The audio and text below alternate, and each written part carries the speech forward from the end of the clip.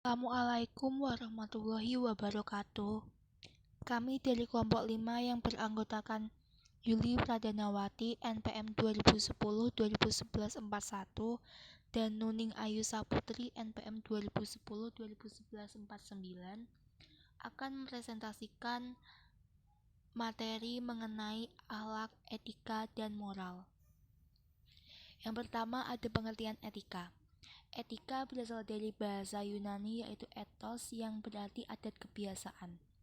Secara terminologi, pengertian etika dapat didefinisikan sebagai studi tentang tingkah laku manusia. Tidak hanya menentukan kebenarannya sebagaimana apa adanya, tetapi juga menyelidiki manfaat atau kebaikan dari seluruh tingkah laku manusia. Kemudian pengertian moral. Moral berasal dari bahasa Latin mores, yaitu jamak dari mos yang berarti adat kebiasaan. Dalam Kamus Umum Bahasa Indonesia, moral adalah baik buruk perbuatan dan kelakuan.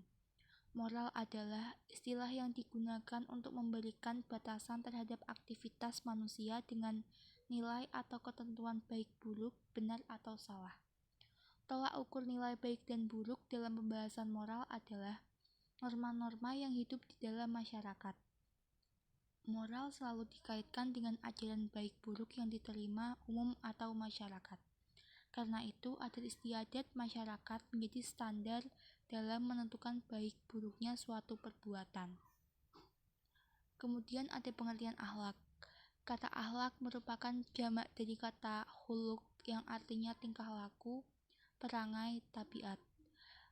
Sehingga dapat didefinisikan menurut istilah yaitu daya kekuatan jiwa yang mendorong perbuatan dengan mudah dan spontan tanpa dipikir dan direnungkan lagi. Akhlak adalah sifat yang tertanam dalam jiwa yang menimbulkan macam-macam perbuatan dengan gambling dan mudah, tanpa memerlukan pemikiran dan pertimbangan. Kemudian ada ruang lingkup akhlak. Yang pertama, akhlak terhadap Allah, yaitu sikap atau perbuatan yang dilakukan oleh manusia kepada Allah sebagai Khalik. Di sini dimaksudkan kita sebagai manusia senantiasa harus menjauhi larangan Allah dan mematuhi segala perintah Allah. Yang kedua ada akhlak terhadap sesama manusia, yaitu berisi petunjuk dalam berperilaku baik di masyarakat. Seperti kita sebagai manusia hendaknya saling berperilaku baik menurut norma di kehidupan bermasyarakat. Yang ketiga ada akhlak terhadap lingkungan, mengajarkan kepada manusia untuk menghargai lingkungan sekitar. Nah, lingkungan di sini dimaksudkan hewan dan tumbuhan, di mana kita harus menjaga dan merawatnya karena keduanya adalah makhluk ciptaan Allah. Yang keempat ada akhlak terhadap diri sendiri. Islam mengajarkan agar manusia menjaga diri, jasmani dan rohaninya. Yang dimaksudkan kita harus menjaga diri agar tidak memakan makanan haram dan senantiasa menjaga hawa nafsu kita. Yang terakhir ada akhlak terhadap keluarga. Islam mengatur tata pergaulan hidup dalam keluarga yang saling menjaga akhlak. Seperti kita dengan sesama anggota keluarga harus saling menyayangi, menghormati, dan menghargai. Kemudian ada perbedaan hal akhlak dengan moral dan etika. Standar baik dan buruk akhlak berdasarkan Al-Quran dan Sunnah Rasul. Sedangkan moral dan etika berdasarkan adat istiadat atau kesepakatan yang dibuat oleh masyarakat.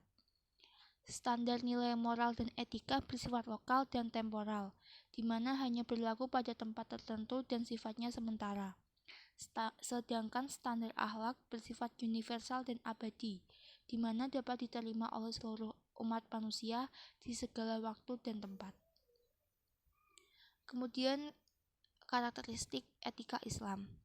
Etika Islam memiliki karakteristik sebagai berikut. Yang pertama, etika Islam mengajarkan dan menuntun manusia kepada tingkah laku yang baik dan menjauhi tingkah laku yang buruk.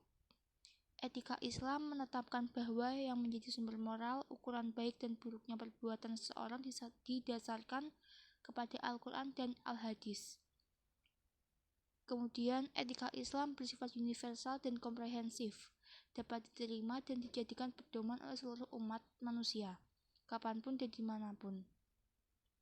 Yang terakhir, etika Islam mengatur dan mengarahkan fitrah manusia ke jenjang akhlak yang luhur dan mulia, serta meluruskan perbuatan manusia sebagai upaya memanusiakan manusia. Hubungan tasawuf dan aktualisasinya. Tasawuf adalah proses pendekatan diri kepada Allah dengan cara menyucikan hati atau tashfiat al-qalbi. Aktualisasi sendiri berarti keinginan seseorang untuk menggunakan semua kemampuan dirinya untuk mencapai apapun yang dia mau dan bisa dilakukan. Maka, aktualisasi tasawuf dapat dimaknai dengan keinginan seseorang untuk menggunakan semua kemampuan dirinya untuk mencapai apapun yang dia mau dan dilakukan untuk mengetahui cara menyucikan jiwa, menjernihkan akhlak, membangun zahir batin, dan berupaya memperintah diri dengan akhlak dari ajaran Allah. Sehingga hubungan tasawuf dengan akhlak menjadi sangat penting dan keduanya mendukung dan erat karena keduanya saling mendukung satu sama lain. Sumber akhlak dan aktualisasinya dalam kehidupan. Sumber akhlak sebagaimana keseluruhan ajaran Islam yaitu Al-Quran dan As-Sunnah. Lalu aktualisasi akhlak. Yang pertama, akhlak kepada Allah diantaranya seperti beribadah kepada Allah, berzikir kepada Allah, berdoa kepada Allah, tawakal kepada Allah, tawaduk kepada Allah, berhusnuzon kepada Allah. Yang kedua, akhlak kepada keluarga. Ada memuliakan dan menghormati kedua orang tua, mendoakan kedua orang tua, bersikap baik kepada kedua orang tua, berkata lembut kepada kedua orang tua, dan menyayangi kedua orang tua seperti mereka menyayangi kita sewaktu kecil. Yang ketiga, akhlak kepada diri sendiri. Aktualisasinya yang pertama yaitu sabar, berarti perilaku sebagai pengendalian nafsu dan penerimaan terhadap apa yang menimpanya. Yang kedua ada syukur, yaitu sikap berterima kasih atas nikmat yang telah diberi oleh Allah, baik syukur dalam ucapan maupun perbuatan. Tawaduk, yaitu rendah hati dan selalu menghargai siapa saja yang dihadapinya. Yang keempat, akhlak sesama manusia. Ada menciptakan ukhuwah atau persaudaraan, menumbuhkan sikap ta'awun atau saling tolong-menolong, suka memaafkan kesalahan orang lain, dan menepati janji yang telah dibuat. Sekian presentasi dari kelompok 5. Apabila ada salah kata kami mohon maaf. Akhir kata, wassalamualaikum warahmatullahi wabarakatuh.